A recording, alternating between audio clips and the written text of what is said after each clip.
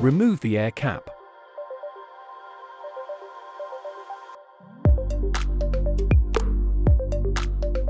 Deflate the air chamber covering the valve to keep oil from spilling.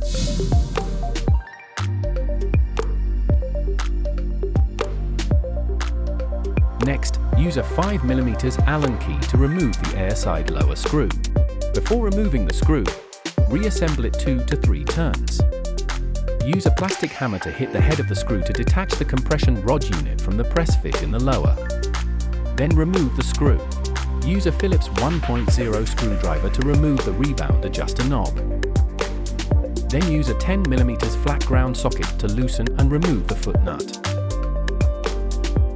Reassemble the nut 2 to 3 turns. Use a plastic hammer to detach the rebound rod from the press fit in the lower, and afterwards remove the foot nut. This way, the lower leg assembly can be removed.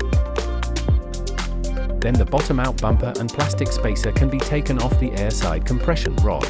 Use an auto trim removal tool to remove the compression knob, and take out the small steel balls and springs. Use a 28mm Flatground Socket to remove the cartridge.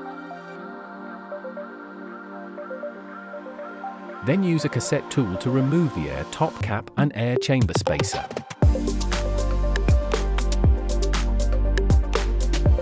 Pour out the air chamber fluid from the air side stanchion. Use the cassette tool to remove the compression rod assembly.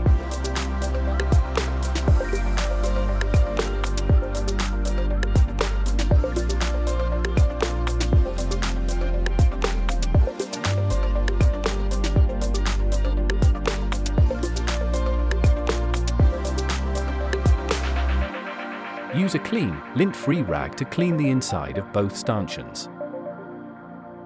After all parts have been thoroughly inspected and cleaned, the fork can be reassembled. Apply Loctite 243 thread locker to the threads of the damper cartridge. Add genuine suspension fork grease to the rebound rod of the cartridge.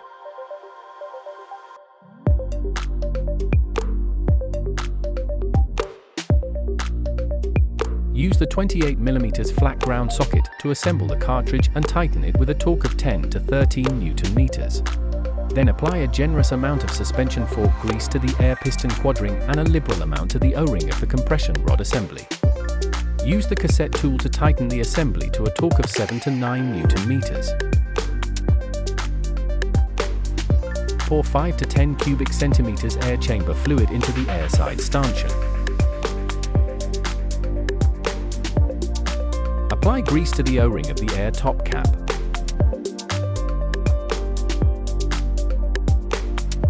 Use the cassette tool to assemble and tighten the air top cap with a torque of 10 to 13 Nm. Install the bottom-out bumper and apply grease on the contact surface between bumper and spacer so the parts stay put at the compression rod assembly.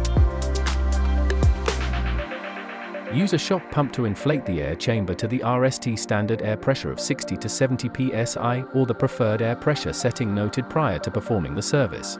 Apply genuine suspension fork grease to the upper and lower bushing positions in the lower leg assembly. Add lubrication oil to the foam rings.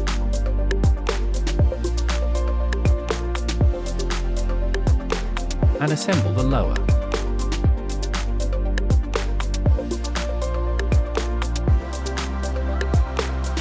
Use the 10mm Flatground Socket to tighten the foot nut with a torque of 5 to 7 Nm. Then apply Loctite 243 thread locker to the threads of the air side lower screw.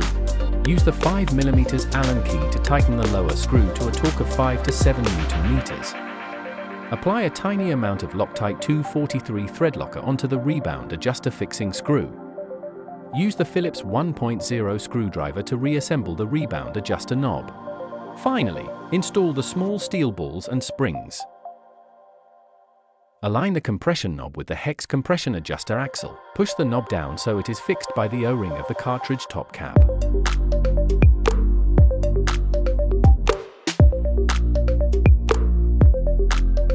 Then assemble the air cap.